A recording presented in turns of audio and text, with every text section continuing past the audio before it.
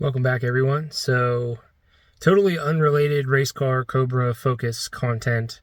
My wife has a 2016 Ford Escape, and we have discovered, or she has discovered more so, that the audio no longer works.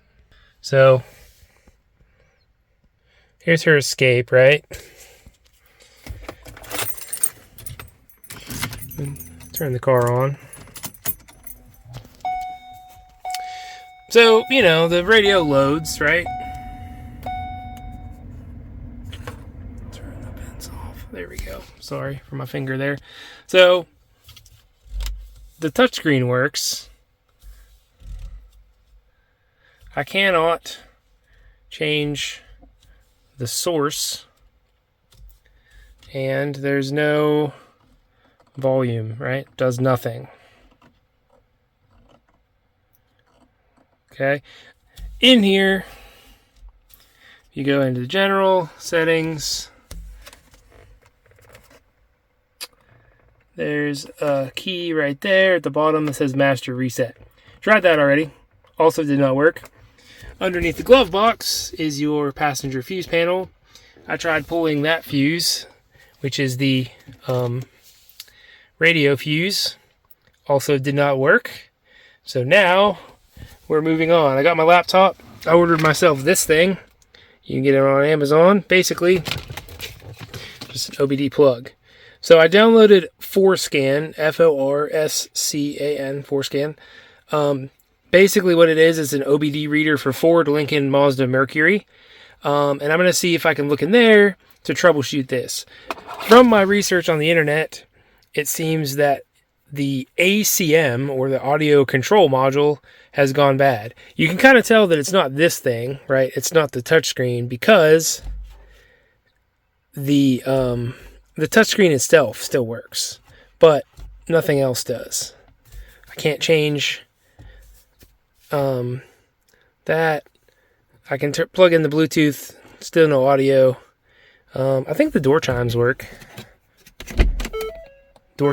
So it's not the speakers. So we're going to plug in Forscan and see what we get. Alright, so we got Forscan running on my laptop. It's always kind of hard to see computer screens with video.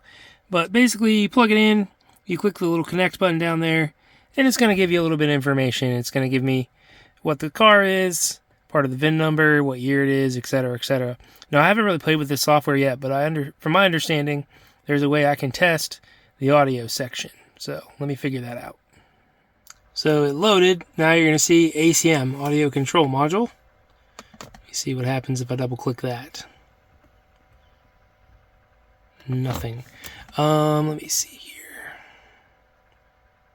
Vehicle tests. Let's check this out. Okay, APIM. So that is the head unit, like touchscreen itself. So let's test that first. Here, run service procedure.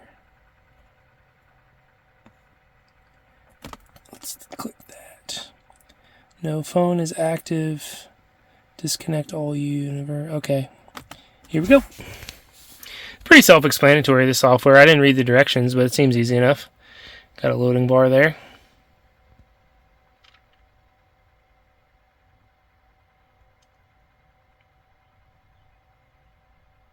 No errors for the APIM. All right, so let's go back.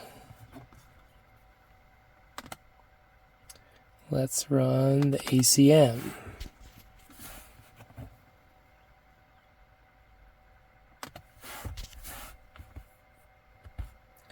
Vehicle's not moving. Hit OK.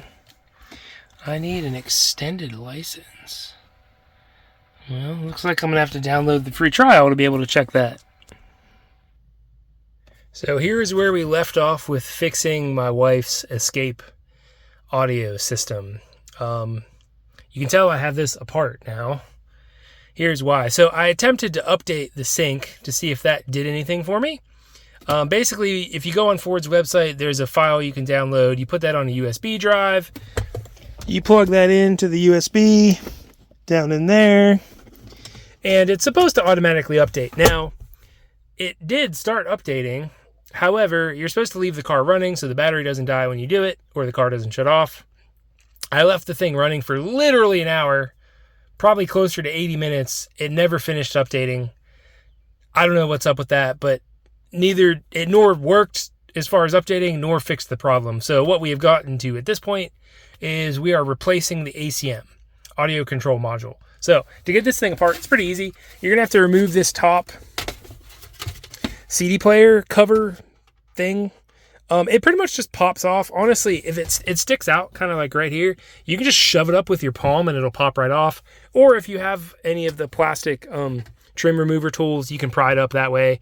And then this is the new one, and by new I mean gently used from the junkyard. And to remove this from the dash is pretty easy. There's a screw here and a screw here. Those go here and here, respectively. You unscrew those, and then that's all the ACM itself is attached to.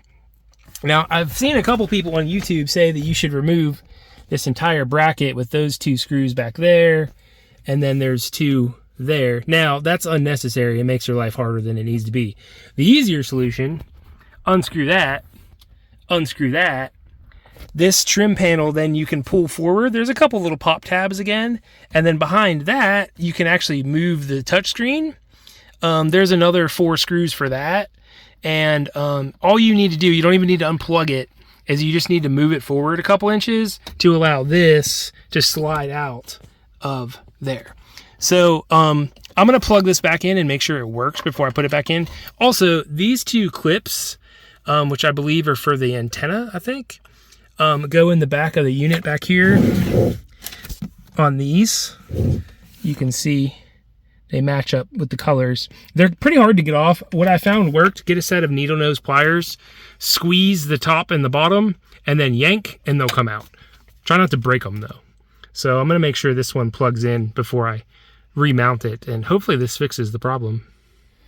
All right, so that's what I said. You unscrew the 2 screws in this thing that go right here, and then it just kind of pulls off, and all you got to do is remove that screw, the other 2, and then you can pull the touchscreen forward to put that thing back in. All right, plugged back in. So like I said, to remove that, all you got to do, move this forward. There's a screw nut here, screw nut there. These nut drivers make it easy. All of the bolts are the same, and they're all a 7mm. That's kind of hard to see. And they're all pretty easy to get to. So I'm going to reassemble, just make sure everything works, and should be good to go. We have success. So pro tip, test things before you reassemble everything completely. So I have everything plugged in minus the 2 antennas. One is the regular and one is the XM. Those are those 2 little funny looking plugs in the back. I didn't plug those in quite yet, but we can switch things. There's no Bluetooth right now, and there's no radio reception because the antenna's not plugged in, but there is noise. Well, you can tell we're getting some static, which is better than no audio that we had previously. So this has seemingly fixed it. I'm going to reassemble, and yay, seemingly works. All right, final product. Sorry, I had to go inside and eat dinner. I was starving, but got it all back together, got all the trim pieces on and everything, and check it out. We have audio again. Everything seems to work as it should. I didn't have to do anything with the as-built data with Forscan. It was pretty much plug and play. That's likely because it's the same part number. Everything works as it should. What I can do. She doesn't have XM in the car, and I don't have my Bluetooth on right now, but everything works and the audio is back. So hopefully this helps somebody if you have the same problem.